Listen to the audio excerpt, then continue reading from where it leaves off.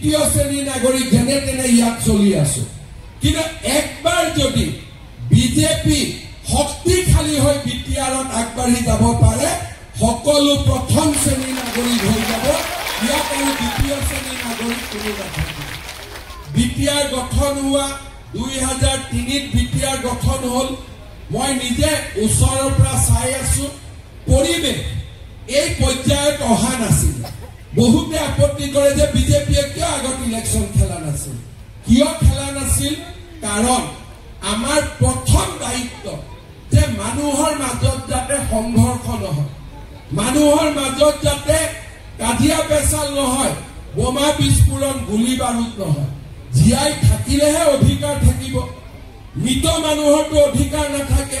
জীৱিত মানুহৰহে অধিকাৰ থাকে মৰা মানুহৰ ক'ৰবাত অধিকাৰ থাকে নেকি মৰা মানুহৰটো অধিকাৰ নাথাকে জীৱিত মানুহৰ অধিকাৰ থাকে মোৰ প্ৰথম লক্ষ্য আছিল যে বিটিএডি কোনো জায়গাত গুলিকাণ্ড হ'ব নালাগে বোমা বিস্ফোৰণ হ'ব নালাগে